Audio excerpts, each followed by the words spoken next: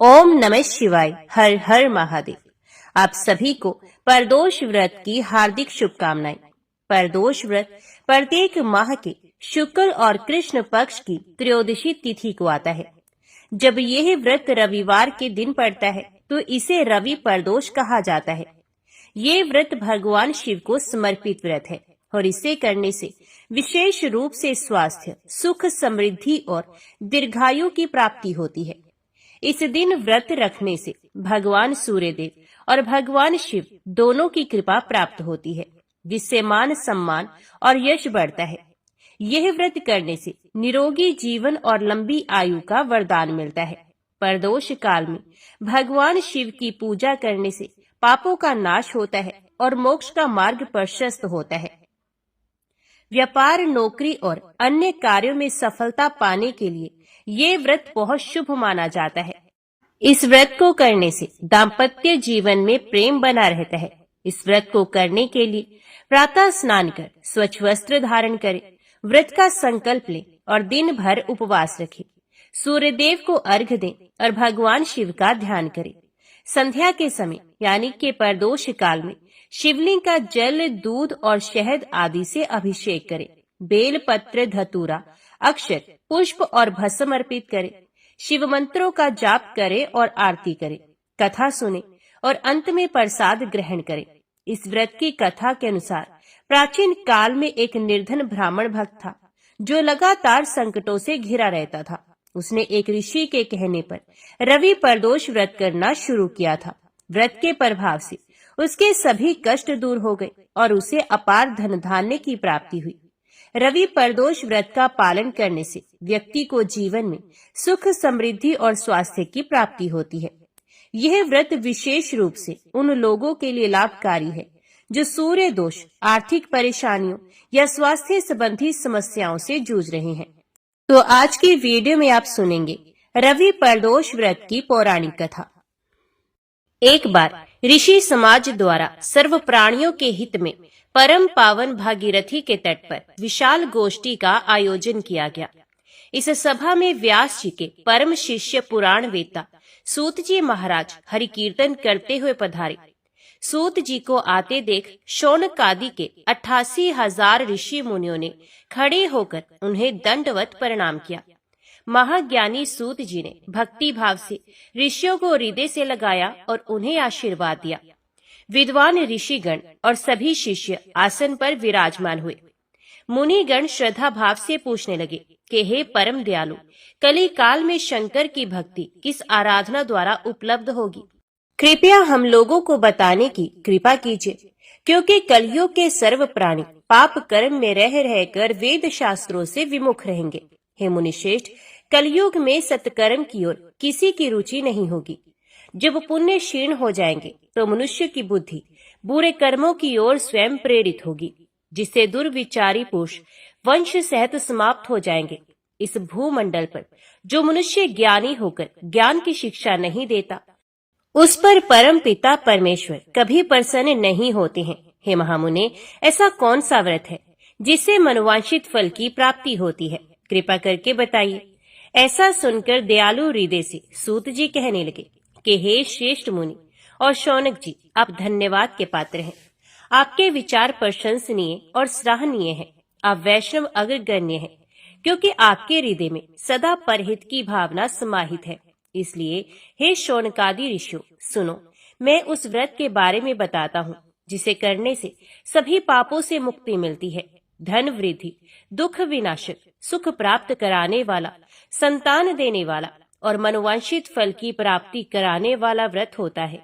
यह व्रत तुमको सुनाता हूँ जो किसी समय भोलेनाथ ने सती जी को सुनाया था और उनसे प्राप्त ये परम श्रेष्ठ उपदेश मेरे पूज्य गुरु जी ने मुझे सुनाया था, जिसे समय पाकर आपको मैं शुभ बेला में सुनाता हूँ। सूत जी कहने लगे कि आयु वृद्धि, स्वास्थ्य लाभ के लिए त्रयोदशी का व्रत करें। इस व्रत की विधि इस प्रकार है। सुबह स्नान कर निराहार व्रत करें, शिव जी का ध्यान करें, शिव मंदिर में जाकर भोलेनाथ की पूजा करें। पूजा के बाद त्रिपुंड तिलक धारण करें, शिवलिंग पर बेल पत्र चढ़ाए, धूप, दीप और अक्षत से पूजा करें। शिव जी को ऋतु फल अर्पित करें, ओम नमः शिवाय मंत्र का रुद्राक्ष की माला से जप करें। ब्राह्मणों को भोजन कराएं और सामर्थ्य के अनुसार दान दक्षिणा दें। इसके बाद मौन व्रत रखें। व्रती को सत्य बोलना है। इस व्रत में हवन आहुति भी देनी चाहिए। शौनक आदि ऋषि बोले, हे पूज्यवर, आपने यह बताया कि यह व्रत परम गोपनीय, मंगलप्रद और कष्ट निवारक है। कृपया ये बताने का कष्ट करें कि यह व्रत किसने किया और उसे क्या फल प्राप्त हुआ। श्री सूत जी बोले, आप शिव के परम भक्त हैं। आपकी भक्ति देखकर मैं व्रती पुरुषों की कथा कहता हूँ। एक गांव में अति दीन ब्राह्मण निवास करता था। उसकी पत्नी परदोष व्रत किया करती है और उसका एक पुत्र था। एक बार की बात है कि उसका पुत्र गंगा स्नान करने के लिए गया था। मार्ग में उसे चोरों ने घेर लिया और वे कहने लगे कि हम तुझे मारेंगे, नहीं तो तू अपने पिता का गुप्त धन बतला दे। बालक दीन भाव से कहने लगा कि हम अत्यंत दुखी दीन हैं, हमारे पास धन कहाँ है। चोर फिर कहने लगे कि तेरे पास पोटली में क्या बंधा है। बालक ने उत्तर दिया कि मेरी माता ने मुझे रोटी बनाकर बांध कर दी है। दूसरा चोर बोला कि भाई, ये तो अति दीन दुखी हृदय है, इसे छोड़ दो। बालक इतनी बात सुनकर वहां से जाने लगा और एक नगर में पहुंचा। नगर के पास एक बरगद का पेड़ था। बालक थककर वहां बैठ गया और पेड़ की छाया में सो गया। उस नगर के सिपाही चोरों की खोज कर रहे थे और वे बालक के पास आ गए। सिपाही बालक को चोर समझकर राजा के पास ले गए और राजा ने उसे कारावास की आज्ञा दे दी। उधर बालक की माँ शंकर जी का परदोष व्रत कर रही थी। उसी रात राजा को स्वप्न आया कि यह बालक चोर नहीं है, सुबह होते ही छोड़ दो, नहीं तो आपका राज्य वैभव जल्दी ही नष्ट हो जाएगा। रात समाप्त होने पर राजा ने उस बालक से पूरी कहानी पूछी और बालक ने सारी कहानी सुनाई। बालक की बात सुनकर राजा ने सिपाही को भेजकर माता पिता को बुलवा लिया। राजा ने जब उन्हें भयभीत देखा तो कहा कि तुम लोग चिंता मत करो, तुम्हारा बालक निर्दोष है। हम तुम्हारी दरिद्रता देखकर 5 गांव दान में देते हैं। शिव की दया से ब्राह्मण परिवार अब सुखी रहने लगा। इस प्रकार से जो कोई इस व्रत को करता है उसे आनंद की प्राप्ति होती है। ओम नमः शिवाय। हर हर महादेव। विदर्भ देश में सत्यरथ नाम से प्रसिद्ध एक राजा थे जो सब धर्मों में तत्पर, धीर, सुशील और सत्य प्रतीक थे। धर्म पूर्वक पृथ्वी का पालन करते हुए उनका बहुत सा समय सुख पूर्वक बीत गया। तदंतर शालक देश के राजाओं ने विदर्भ नगर पर आक्रमण करके उसे चारों ओर से घेर लिया। अपनी पुरी को शत्रुओं से घेरी हुई देख विदर्भ राज विशाल सेना साथ लेकर युद्ध के लिए आए। बलोमत्त शाल्व देशीय क्षत्रियों के साथ राजा का अत्यंत भयंकर युद्ध हुआ। शाल्वों की बहुत बड़ी सेना मारी गई, परंतु अंत में विदर्भ राज भी उनके हाथ से मारे गए। मंत्रियों सहित उस महारथी वीर राजा के मारे जाने पर मरने से बचे हुए सैनिक भाग खड़े हुए। उस समय विदर्भ राज सत्यरथ की एक पतिव्रता स्त्री अत्यंत शोकग्रस्त हो रात के समय राजभवन से निकलकर पश्चिम दिशा की ओर चली गई। वे गर्भवती थी। सवेरा होने पर धीरे धीरे मार्ग से जाती हुई उस साध्वी रानी ने बहुत दूर का रास्ता तय कर लेने के पश्चात एक स्वच्छ तालाब देखा और वे उसके किनारे शोभा पाने वाले एक छायादार वृक्ष के नीचे बैठ गई। भाग्यवश उसी निर्जन स्थान में वृक्ष के ही नीचे पतिव्रता रानी ने उत्तम गुणों से युक्त शुभ मुहूर्त में एक पुत्र को जन्म दिया। तत्पश्चात अत्यंत प्यास से व्याकुल हुई सुंदर अंगों वाली रानी जलाशय में उतरी। इतने में ही एक बड़े भारी ग्रह ने आकर उसे अपना ग्रास बना लिया। वे बालक पैदा होते ही माता पिता से हीन हो गया और भूख प्यास से पीड़ित हो उस सरोवर के किनारे जोर जोर से रोने लगा। वे नवजात शिशु जब इस प्रकार क्रंदन कर रहा था, उसी समय भाग्यवश वहां एक श्रेष्ठ ब्राह्मणी आ पहुंची। वे भी अपने 1 वर्ष के बालक को गोद में लिए हुए आई थी। ब्राह्मणी निर्धन और विधवा थी। घर घर भीख मांगकर जीवन निर्वाह करती थी। उसका नाम उमा था। उसी सती साध्वी ब्राह्मणी ने उस राजकुमार को देखा। उसे अनाथ की भांति क्रंदन करते देखकर उसके मन ही मन विचार किया, अहो, ये तो बड़े आश्चर्य की बात है। दिखाई दे रहा है कि ये नवजात शिशु जिसकी नाल भी अभी तक नहीं कटी यहाँ पड़ा हुआ है। इसकी माता कहाँ चली गई? ना इसका पिता है और ना कोई बंधु बांधव। ये दीन अनाथ बालक बिना बिस्तर के भूमि पर सो रहा है। ये चांडाल का पुत्र है या शूद्र का, वैश्य का बालक है या ब्राह्मण का, अथवा ये क्षत्रिय का शिशु है? इसका निश्चय कैसे किया जाए? मैं इस शिशु को उठाकर अपने सगे पुत्र की तरह अवश्य पालन कर सकती हूँ, परंतु ये किस कुल का है, ये ना जानने के कारण इसे छूने का साहस नहीं होता। ये पतिव्रता ब्राह्मणी जब इस प्रकार कह रही थी, उसी समय कोई सन्यासी महात्मा वहां आ गए। वे ऐसे जान पड़ते थे मानो साक्षात शंकर हो। उन श्रेष्ठ भिक्षु ने उस स्त्री से कहा, ब्राह्मणी खेद ना करो, हृदय की संशय वृत्ति दूर कर इस बालक की रक्षा करो, इससे तुम्हें शीघ्र ही परम कल्याण की प्राप्ति होगी। इतना कहकर वे दयालु भिक्षु तुरंत वहां से चले गए। उनके जाने के बाद ब्राह्मणी ने विश्वास पूर्वक उस बालक को लेकर अपने घर की ओर प्रस्थान किया। उस राजकुमार का ब्राह्मणी ने अपने बेटे के समान ही पालन पोषण किया। एक चक्रा नामक नगर में उस ब्राह्मणी का घर था। ये भिक्षा के अन्न से ही अपने पुत्र और राजकुमार को भी पालने लगी। ब्राह्मणों ने ब्राह्मणी के तथा राजा के भी पुत्र का संस्कार कर दिया। वे दोनों सर्वत्र सम्मानित होकर दिन दिन बढ़ने लगे। समय आने पर उनका उपनयन संस्कार हुआ। अब वे दोनों बालक एक साथ रहकर नियमों का पालन करने लगे। दोनों माता के साथ प्रतिदिन भिक्षा के लिए जाते थे। एक दिन वे ब्राह्मणी उन दोनों बालकों के साथ भीख मांगती हुई देव योग से देव मंदिर में गई। वहां बड़े बूढ़े ऋषि मुनि रहा करते थे। उन दोनों बालकों को देखकर परम बुद्धिमान शांडिल्य नामक मुनि ने कहा, अहो, देव का बल बड़ा विचित्र है। कर्मों का उल्लंघन करना किसी भी जीव के लिए अत्यंत कठिन है। देखो ना, ये बालक दूसरी माता की शरण लेकर भिक्षा से जीवन निर्वाह करता है। इस ब्राह्मणी को ही श्रेष्ठ माता के रूप में पाकर ब्राह्मण बालक के साथ ब्राह्मण भाव को प्राप्त हो गया है। शांडिल्य मुनि का ये वचन सुनकर ब्राह्मणी को बड़ा विस्मय हुआ। उसने भरी सभा में मुनि को प्रणाम करके पूछा, ब्राह्मण, एक सन्यासी के कहने से मैं इस बालक को अपने घर ले आई हूँ। यद्यपि अभी तक इसके कुल का पता नहीं चला, तथापि मैं पुत्र की भांति इसका पालन पोषण करती हूँ। आप ज्ञान के नेत्रों से देखते हैं, अतः आपसे मैं ये जानना चाहती हूँ कि ये बालक किस कुल में उत्पन्न हुआ है, फिर इसके माता पिता कौन है? तो मुनि कहने लगे, ये विदर्भ देश के राजा का पुत्र है। इतना कहकर मुनि ने उस बालक के पिता के युद्ध में मारे जाने तथा उसकी माता के ग्रह द्वारा ग्रस्त होने का सब समाचार पूर्ण रूप से बता दिया। ये सुनकर ब्राह्मणी को और भी आश्चर्य हुआ। तो उसने फिर प्रश्न किया, महामुनि, वे राजा संपूर्ण भोगों को छोड़कर युद्ध में क्यों मरे और इस बालक को दरिद्रता कैसे प्राप्त हुई? अब दरिद्रता को पूर्णत नष्ट करके ये पुनः राज्य कैसे प्राप्त करेगा? मेरा ये पुत्र भी भिक्षा से ही जीवन निर्वाह करता है, तो इसकी दरिद्रता के निवारण का भी क्या कोई उपाय है? ये बताने की कृपा करें। शांडिल्य मुनि ने कहा, इस राजकुमार के पिता विदर्भ राज पूर्व जन्म में पांड्य देश के श्रेष्ठ राजा थे। ये सब धर्मों के ज्ञाता थे और संपूर्ण पृथ्वी का धर्म पूर्वक पालन करते थे। एक दिन प्रदोष काल में राजा भगवान शंकर का पूजन कर रहे थे और बड़ी भक्ति से त्रिलोकीनाथ महादेव जी की आराधना में संलग्न थे। उसी समय नगर में सब और बड़ा भारी कोलाहल मचा। उस उत्कट शब्द को सुनकर राजा ने बीच में ही भगवान शंकर की पूजा छोड़ दी और नगर में शोभ फैलने की आशंका से राजभवन से बाहर निकल गए। इसी समय राजा का महाबली मंत्री शत्रु को पकड़कर उनके समीप ले आया।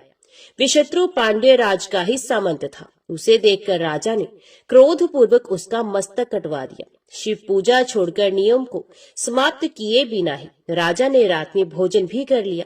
इसी प्रकार राजकुमार भी प्रदोष काल में शिवजी की पूजा किए बिना ही भोजन करके सो गया। वही राजा दूसरे जन्म में विदर्भ राजा हुआ। शिवजी की पूजा में विघ्न होने के कारण शत्रु ने उसके सुख भोग के बीच में ही मार डाला। पूर्व जन्म में जो उसका पुत्र था वही इस जन्म में भी हुआ है। शिवजी की पूजा का उल्लंघन करने के कारण ये दरिद्रता को प्राप्त हुआ है। इसकी माता ने पूर्व जन्म में छल से अपनी सोत को मार डाला था। उस महान पाप के कारण ही वह इस जन्म में ग्रह के द्वारा मारी गई। मैं सत्य कहता हूँ, परलोक में हित की बात कहता हूँ। शास्त्रों का सार एवं उपनिषदों का हृदय कहता हूँ। इस भयंकर आसार संसार को प्राप्त हुए जीव के लिए ईश्वर के चरणार विंदों की सेवा ही सार वस्तु है। जो परदोष काल में अन्यचित होकर परमेश्वर के चरणारविंदों की पूजा करते हैं, इसी संसार में सदा बढ़ने वाले धन धान्य, स्त्री पुत्र, सौभाग्य और संपत्ति के द्वारा सबसे बढ़कर होते हैं। ब्राह्मणी, ये तुम्हारा पुत्र पूर्व जन्म में उत्तम ब्राह्मण था। इसने सारी आयु केवल दान लेने में बिताई है, यज्ञ आदि सत्कर्म नहीं किए हैं, इसलिए ये दरिद्रता को प्राप्त हुआ है। उस दोष का निवारण करने के लिए अब ये भगवान शंकर की शरण में जाए। मुनि के इस प्रकार कहने पर साध्वी ब्राह्मणी ने उन्हें प्रणाम करके शिव पूजन की विधि का क्रम पूछा। शांडिल्य मुनि ने कहा, दोनों पक्षों की त्रयोदशी को मनुष्य जब निराहार रहे तब सूर्यास्त से 3 घड़ी पहले स्नान करे, फिर श्वेत वस्त्र धारण करके धीर पुरुष संध्या और जप आदि नित्य कर्म की विधि पूरी करके मौन हो शास्त्र विधि का पालन करते हुए भगवान शिव की पूजा आरंभ करे। भगवत विग्रह के आगे की भूमि को नए निकाले हुए शुद्ध जल से भली भांति लीप पोत कर सुंदर मंडल बनाए। धोत वस्त्र आदि के द्वारा उस मंडल को सब ओर से घेर दे। ऊपर से चंदोवा आदि लगाकर फल फूल और नवीन अंकुरों से उसको सजा दे। मंडल के मध्य की भूमि में 5 रंगों से विचित्र कमल अंकित करके उसी पर सुस्थिर एवं उत्तम आसन बिछाकर बैठ जाए और हृदय में भक्ति भाव से युक्त हो पूजा की सब सामग्री एकत्रित करे। फिर पवित्र भाव से शास्त्रोक्त मंत्रों द्वारा देवपीठ को आमंत्रित करे। तत्पश्चात आत्म शुद्धि और भूत शुद्धि आदि करके 3 प्राणायाम करे। उसके बाद बिंदुजुक्त बीज अक्षरों के द्वारा विधि पूर्वक मात्र का न्यास करे। तदंतर परा देवता का ध्यान करके मात्र का न्यास की विधि पूरी करे। फिर परम शिव का ध्यान करके पीठ के वाम भाग में गुरु को प्रणाम करे। दक्षिण भाग में गणेश जी को मस्तक झुकाए। दोनों अंशों और जांघों में धर्म आदि का न्यास करे। नाभि तथा पार्श्व भागों में अधर्म आदि का न्यास करे। तत्पश्चात हृदय में अनंत आदि का न्यास करके देवपीठ पर मंत्र का न्यास करे। आधार शक्ति से लेकर ज्ञानमक तक क्रमश न्यास करके हृदय में एक कमल की भली भांति भावना करे। वे कमल 9 शक्तियों से युक्त एवं परम सुंदर हो। उसी कमल की कर्णिका में कोटि कोटि चंद्रमाओं के समान प्रकाशमान उमापति भगवान शिव का ध्यान करे। भगवान के 3 नेत्र हैं। मस्तक पर चंद्रमा का मुकुट शोभा पाता है।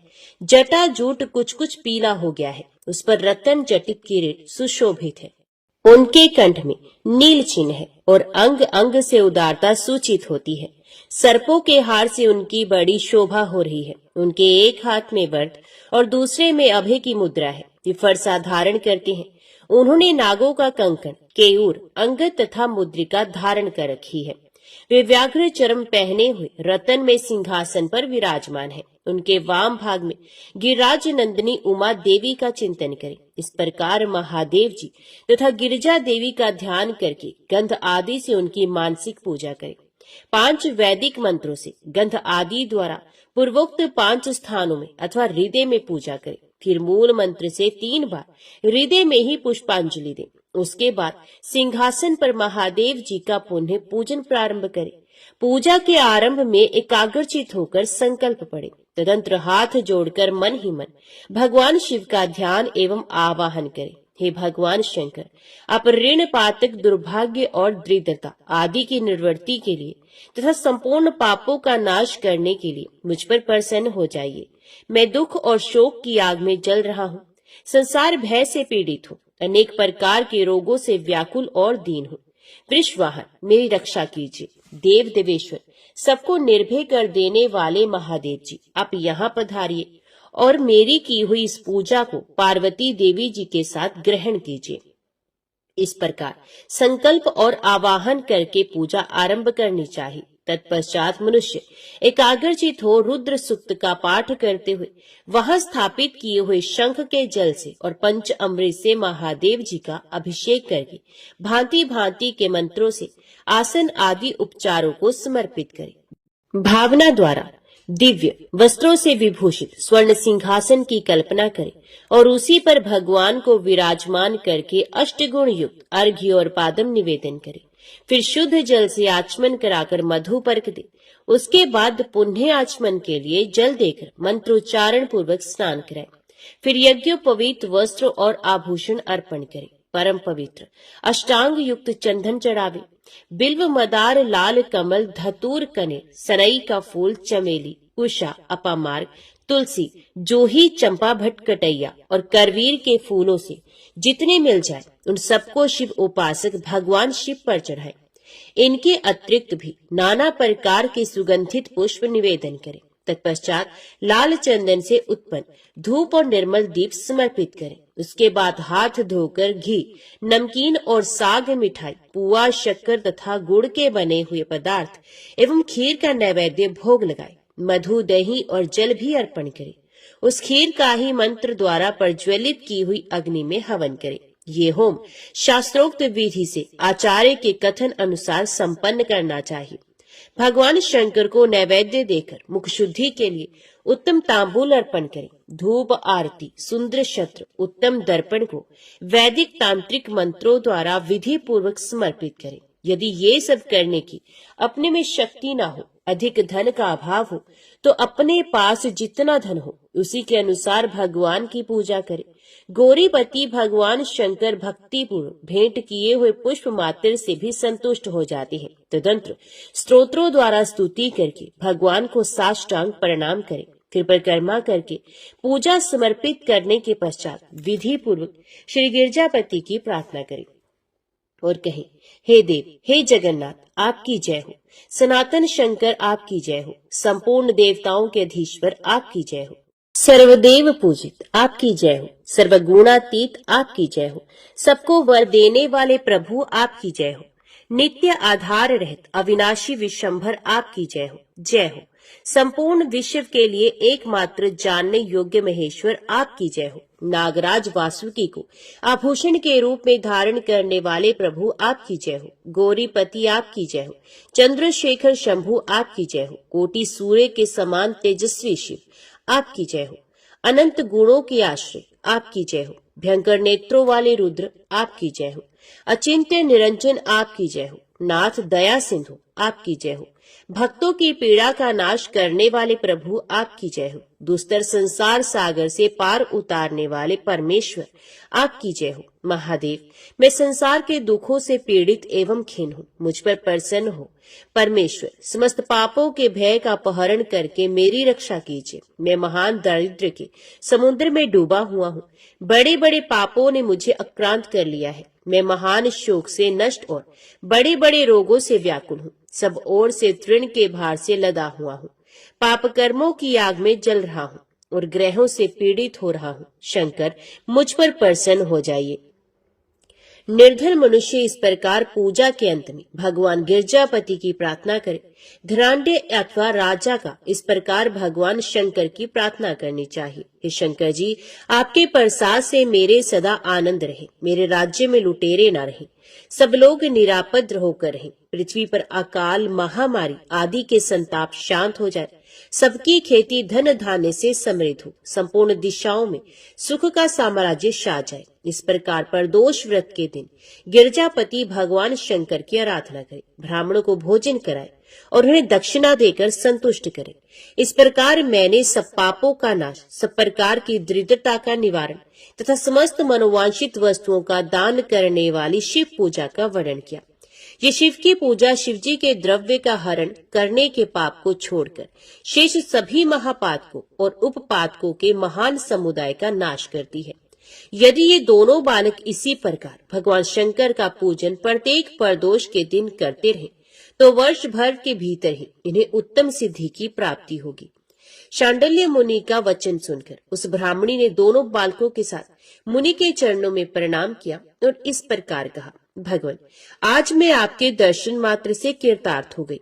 ये दोनों बालक आज से आपकी शरण में है। ब्राह्मण, ये मेरा पुत्र है और इसका नाम शुचिव्रत है और ये राजकुमार है जिसका नाम मैंने धर्मगुप्त रख दिया है।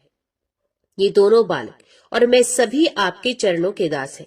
इस घोर दारिद्र्य सागर में घिरे हुए हम सबका आप ही उद्धार कीजिए। इस प्रकार शरण में आई हुई ब्राह्मणी को अमृत के समान मधुर वचनों द्वारा आश्वासन देकर मुनि ने उसके दोनों बालकों को भगवान शंकर के आराधन की मंत्र विद्या का उपदेश किया। तत्पश्चात दोनों बालक और ब्राह्मण मुनि की आज्ञा से वहां से चले गए। मुनिवर के उपदेश के अनुसार दोनों बालक प्रत्येक प्रदोष व्रत के दिन पार्वती वल्लभ शिव जी की आराधना करने लगे। इस प्रकार शिव पूजा करते हुए द्विज कुमार और राजकुमार के 4 महीने सुखपूर्वक बीत गए। एक दिन द्विज कुमार राजकुमार को साथ लिए बिना ही नदी के तट पर स्नान करने के लिए चले गया और वहां मौज से देर तक इधर उधर घूमता रहा। वह झरने के जल से आघात से खाई की भूमि कट जाने से उसमें गड़ा हुआ एक बड़ा भारी खजाने का कलश चमक रहा था, जिस पर ब्राह्मण कुमार की दृष्टि पड़ी। उसे देखकर वे सहसा हर्ष और कौतूहल में भरकर उसके समीप गया और उसे देवता के प्रसाद से प्राप्त हुआ मानकर सर पर लेकर घर को चल दिया तथा घर के भीतर उस घड़े को रखकर माता से कहा, माँ, ये भगवान शंकर का प्रसाद तो देखो। उन्होंने दया करके घड़े के रूप में ये खजाना दिखला दिया। तब उस पतिव्रता ब्राह्मणी ने राजकुमार को भी बुलाकर कहा, पुत्रो, इस खजाने के घड़े को तुम दोनों आपस में बराबर बराबर बांट लो। माता की बात को सुनकर ब्राह्मण के पुत्र को प्रसन्नता हुई, किंतु राजपुत्र ने उनसे कहा, माँ, ये तुम्हारे ही पुत्र के पुण्य से प्राप्त हुआ है, अतः मैं इस खजाने को बांटकर लेना नहीं चाहता। अपने पुण्य से प्राप्त हुए खजाने का ये स्वयं ही उपभोग करे, वे ही भगवान शंकर मुझ पर भी कृपा करेंगे। इस प्रकार प्रसन्नता पूर्वक भगवान शंकर की पूजा करते हुए उन दोनों कुमारों का उसी घर में 1 वर्ष व्यतीत हो गया। एक दिन राजकुमार उस ब्राह्मण कुमार के साथ वसंत ऋतु में वन में भ्रमण करने के लिए गया। कुछ दूर जाने पर उन्होंने सैकड़ों गंधर्व कन्याओं को परस्पर क्रीड़ा करते हुए देखा। उन्हें देखकर ब्राह्मण कुमार ने दूर से ही राजकुमार से कहा, यहाँ से आगे जाना उचित नहीं, क्योंकि उधर स्त्रियां विहार कर रही हैं।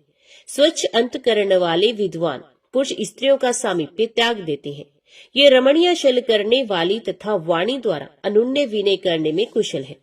ये पुरुषों को अपनी दृष्टि मात्र से मोहित करती हैं।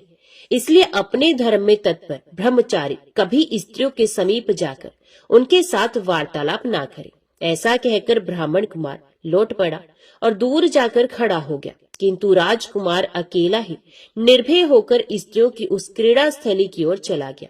उन गंधर्व कन्याओं में से एक ने राजकुमार को आते देख मन ही मन कुछ विचार किया और सखियों से कहा, सहेलियों, यहाँ से थोड़ी ही दूर पर एक उत्तम वन है, जहाँ विचित्र चंपा, अशोक, पुन्नाग और वकुल आदि वृक्ष खिले हुए हैं। वहां जाकर तुम सब लोग फूल तोड़ो। तब तक मैं यहाँ बैठी हूँ। तुम फूलों का संग्रह करके पुनः यहाँ आ जाना। उसके इस प्रकार आदेश देने पर सखियां वन के भीतर चली गई और वे गंधर्व कन्या राजकुमार पर दृष्टि लगाए वहीं खड़ी रही।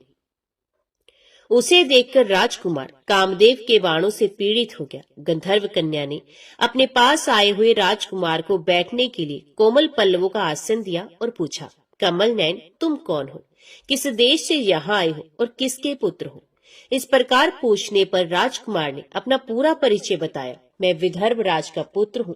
मेरे माता पिता बचपन में ही मर गए हैं।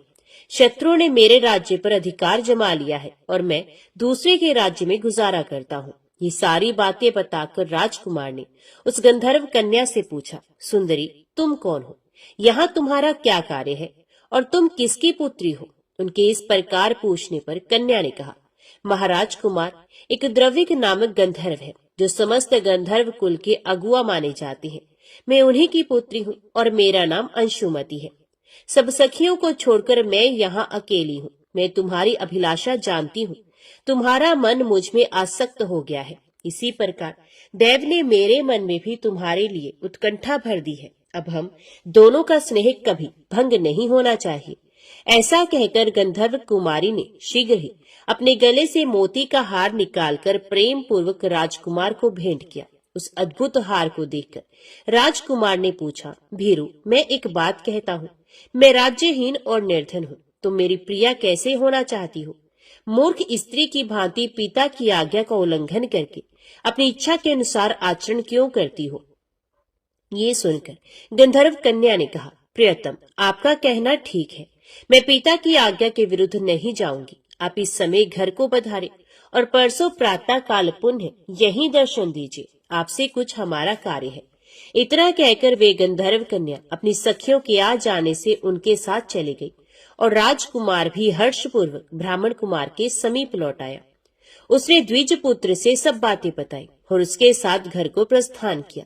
वहां पतिव्रता ब्राह्मणी को भी ये शुभ समाचार सुनाकर राजकुमार ने प्रसन्न किया तथा पूर्व निश्चित समय आने पर वे पुण्य द्विज पुत्र के साथ वन में गया। नियत स्थान पर पहुंचकर राजकुमार ने देखा गंधर्व राज और उनकी कन्या दोनों उपस्थित हैं। गंधर्व राज ने वहां आए हुए दोनों कुमारों का अभिनंदन किया और सुंदर आसन पर बिठाकर राजपुत्र से कहा, विदर्भ राजकुमार, मैं कल कैलाश पर्वत पर गया था। वहां मैंने पार्वती जी के साथ महादेव जी के दर्शन किए। देवेश्वर भगवान शिव करुणा रूपी अमृत के सागर है। उन्होंने मुझे बुलाकर सब देवताओं के समीप इस प्रकार कहा, पृथ्वी तल पर धर्मगुप्त नाम से प्रसिद्ध एक राजकुमार है जो इस समय अकिंचन है। उसका राज्य छिन गया है। शत्रुओं ने उसके देश को अपने अधिकार में कर लिया है। अब ये बालक अपने गुरु की आज्ञा से सदा मेरी आराधना में संलग्न रहता है। उसी के प्रभाव से आज उसके समस्त पितृ मेरे स्वरूप को प्राप्त हो गए हैं। गंधर्व श्रेष्ठ, तुम भी उस राजकुमार की सहायता करो। अब वे शत्रुओं को मारकर अपने राज्य सिंहासन पर आसीन हो जाएगा। महादेव जी के इस प्रकार आज्ञा देने पर मैं अपने घर को आया। यहाँ इस मेरी कन्या ने भी तुम्हारे लिए बहुत प्रार्थना की। ये सब परम दयालु भगवान शिव की प्रेरणा से ही हो रहा है। ऐसा समझकर मैं इस कन्या को साथ लेकर आया हूँ अतः अपनी पुत्री अंशुमति को मैं तुम्हें पत्नी रूप में देता हूँ और भगवान शिव जी की आज्ञा से शत्रुओं को मारकर तुम्हें तुम्हारे राज्य पर बिठाऊंगा। अपने उस नगर में तुम अपनी इस धर्म पत्नी के साथ 10,000 वर्षों तक मनोवांछित सुख भोग कर अंत में भगवान शिव के लोक में जाओगे और वहां भी मेरी ये कन्या तुम्हारी ही सेवा में प्रस्तुत रहेगी। इस प्रकार कहकर गंधर्व राज ने उसी वन में राजकुमार के साथ अपनी पुत्री का विवाह कर दिया और दहेज में परम उज्ज्वल रत्न भार भेंट किए। चंद्रमा के समान चमकीली चूड़ामणि तथा दमकते हुए मोतियों के मनोहर हार दिए।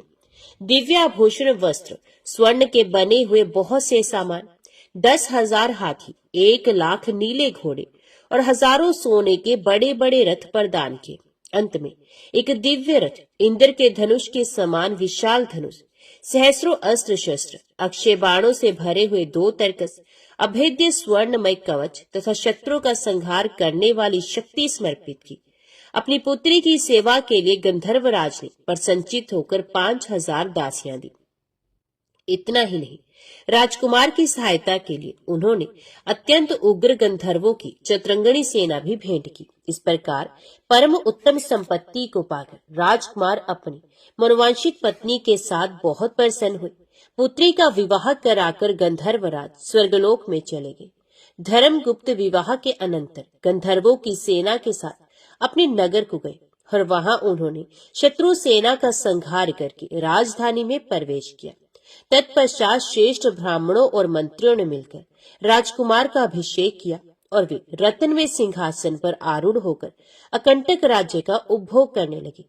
जिस ब्राह्मण पत्नी ने उनका अपने पुत्र की भांति पालन किया था, वही उनकी माता हुई। वे द्विज कुमार ही भाई हुआ तथा गंधर्व राजकुमारी अंशुमति महारानी के पद पर प्रतिष्ठित हुई। भगवान शंकर की आराधना करके धर्मगुप्त विदर्भ देश के राजा हो गए। इसी प्रकार दूसरे लोग भी प्रदोष व्रत के दिन गिरजापति की आराधना करके मनोवांछित कामनाओं को प्राप्त कर लेते हैं और देहावसान होने पर परम गति को प्राप्त होते हैं। सूत जी कहते हैं, जो प्रदोष व्रत के परम अद्भुत पुण्य में महात्म्य को उस व्रत के दिन शिव पूजन के पश्चात एकाग्रचित होकर सुनता अथवा पढ़ता है, उसे 100 जन्मों तक कभी दरिद्रता नहीं होती और अंत में वे ज्ञान के ऐश्वर्य से युक्त हो भगवान शंकर के परम धाम को प्राप्त होता है। ओम नमः शिवाय। हर हर महादेव। अभी सुनिए सोमवार व्रत कथा। किसी नगर में एक धनी व्यापारी रहता था। दूर दूर तक उसका व्यापार फैला हुआ था। नगर के सभी लोग उस व्यापारी का सम्मान करते थे। इतना सब कुछ संपन्न होने के बाद भी वे व्यापारी बहुत दुखी था, क्योंकि उसका कोई पुत्र नहीं था। जिस कारण अपने मृत्यु के पश्चात व्यापार के उत्तराधिकारी की चिंता उसे हमेशा सताती रहती थी। पुत्र प्राप्ति की इच्छा से व्यापारी प्रत्येक सोमवार भगवान शिव की व्रत पूजा किया करता था और शाम के समय शिव मंदिर में जाकर शिव जी के सामने घी का दीपक जलाया करता था। उसकी भक्ति देखकर माता पार्वती प्रसन्न हो गई और भगवान शिव से उस व्यापारी की मनोकामना पूर्ण करने का निवेदन किया। भगवान शिव बोले, इस संसार में सबको उसके कर्म के अनुसार फल की प्राप्ति होती है। जो प्राणी जैसा कर्म करते हैं उन्हें वैसा ही फल प्राप्त होता है। शिवजी द्वारा समझाने के बावजूद माता पार्वती नहीं मानी और उस व्यापारी की मनोकामना पूर्ति हेतु वे शिवजी से बार बार अनुरोध करती रही। अंततः माता के आग्रह को देखकर भगवान भोलेनाथ को उस व्यापारी को पुत्र प्राप्ति का वरदान देना ही पड़ा। वरदान देने के पश्चात भोलेनाथ माता पार्वती से बोले, आपके आग्रह करने पर मैंने पुत्र प्राप्ति का वरदान तो दे दिया, परंतु इसका पुत्र केवल 16 वर्ष से अधिक समय तक जीवित नहीं रहेगा। उसी रात भगवान शिव उस व्यापारी के स्वप्न में आए और उसे पुत्र प्राप्ति का वरदान दिया और उसके पुत्र के 16 वर्ष तक जीवित रहने की भी बात बताई। भगवान के वरदान से व्यापारी को खुशी तो हुई, लेकिन पुत्र की अल्प आयु की चिंता ने उस खुशी को नष्ट कर दिया। व्यापारी पहले की तरह सोमवार के दिन भगवान शिव का विधिवत व्रत करता रहा। कुछ महीनों के बाद उसके घर एक अति सुंदर बालक ने जन्म लिया और घर में खुशियां ही खुशियां भर गई। बहुत धूमधाम से पुत्र जन्म का समारोह मनाया गया, परंतु व्यापारी को पुत्र जन्म की अधिक खुशी नहीं हुई, क्योंकि उसे पुत्र की अल्प आयु के रहस्य का पता था। जब पुत्र 12 वर्ष का हुआ तो व्यापारी ने उसे उसके मामा के साथ पढ़ने के लिए वाराणसी भेज दिया। लड़का अपने मामा के साथ शिक्षा प्राप्ति हेतु चल दिया। रास्ते में जहाँ भी मामा भांजे विश्राम हेतु रुकते, वहीं यज्ञ करते और ब्राह्मणों को भोजन कराते। लंबी यात्रा के बाद मामा भांजे एक नगर में पहुंचे। उस दिन नगर के राजा की कन्या का विवाह था, जिस कारण पूरे नगर को सजाया गया था। निश्चित समय पर बारात आ गई, लेकिन वर का पिता अपने बेटे के एक आंख से काने होने के कारण बहुत चिंतित था। उसे भय था कि इस बात का पता चलने पर कहीं राजा विवाह से इनकार न कर दे, इससे उसकी बदनामी भी होगी। जब वर के पिता ने व्यापारी के पुत्र को देखा तो उसके मस्तिष्क में एक विचार आया। उसने सोचा, क्यों न इस लड़के को दूल्हा बनाकर राजकुमार से विवाह करा दूं। विवाह के बाद उसको धन देकर विदा कर दूंगा और राजकुमारी को अपने नगर ले जाऊंगा। वर के पिता ने लड़के के मामा से इस संबंध में बात की। मामा ने धन मिलने के लालच में वर के पिता की बात स्वीकार कर ली। लड़के को दूल्हे का वस्त्र पहनाकर राजकुमारी से विवाह करा दिया गया। राजा ने बहुत सारा धन देकर राजकुमारी को विदा किया। शादी के बाद लड़का जब राजकुमारी के साथ लौट रहा था तो वे सच नहीं छिपा सका और उसने राजकुमारी की ओढ़नी पर लिख दिया, राजकुमारी, तुम्हारा विवाह मेरे साथ हुआ है। मैं तो वाराणसी पढ़ने के लिए जा रहा हूँ और अब तुम्हें जिस नवयुवक की पत्नी बनना पड़ेगा वे एक आंख से काना है। जब राजकुमारी ने अपनी ओढ़नी पर लिखा हुआ पढ़ा तो उसने काने लड़के के साथ जाने से इनकार कर दिया। राजा को जब ये सब बातें पता चली तो उसने राजकुमारी को महल में ही रख लिया। उधर लड़का अपने मामा के साथ वाराणसी पहुंच गया और गुरुकुल में पढ़ना शुरू कर दिया। जब उसकी आयु 16 वर्ष की हुई तो उसने यज्ञ किया। यज्ञ की समाप्ति पर ब्राह्मणों को भोजन कराया, खूब अन्न वस्त्र दान किए। रात को वह अपने शयन कक्ष में सो गया।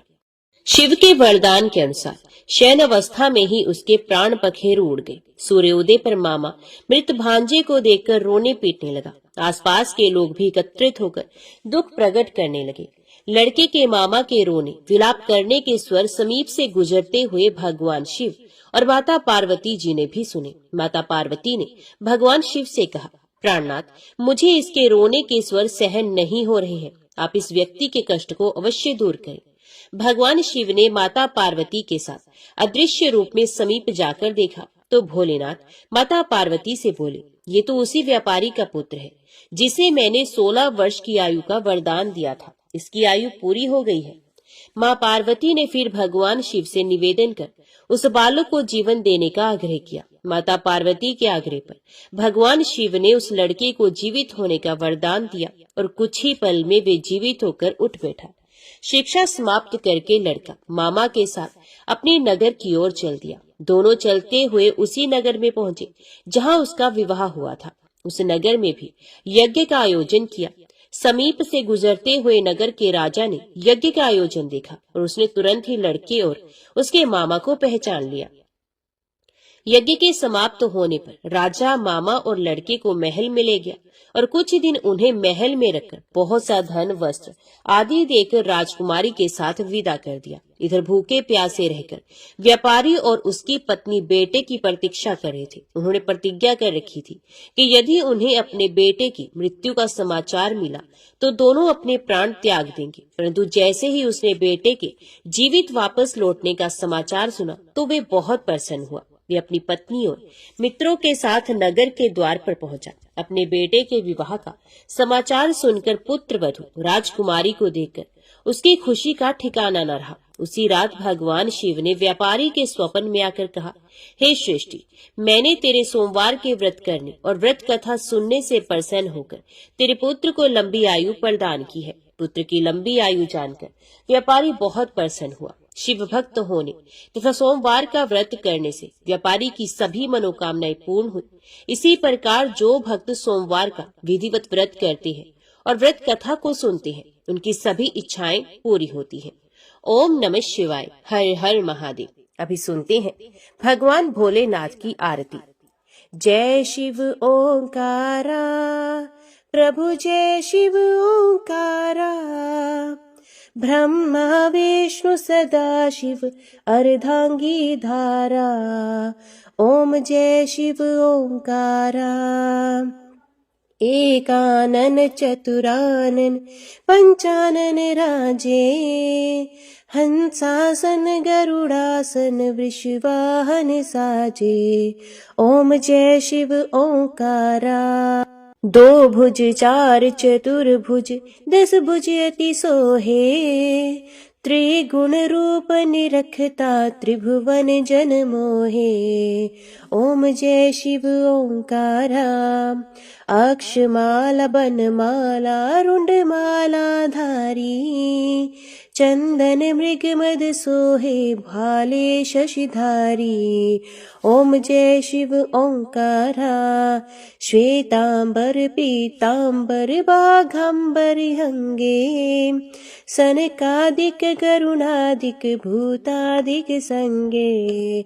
ओम जय शिव ओंकारा। करके मध्य कमंडलू चक्र त्रिशूल धरता, जग करता जग भरता जग संहार करता। ओम जय शिव ओंकारा। ब्रह्मा विष्णु सदा शिव जानत अविवेका, प्रणवाक्षर मध्य ये तीनों एका। ओम जय शिव ओंकारा।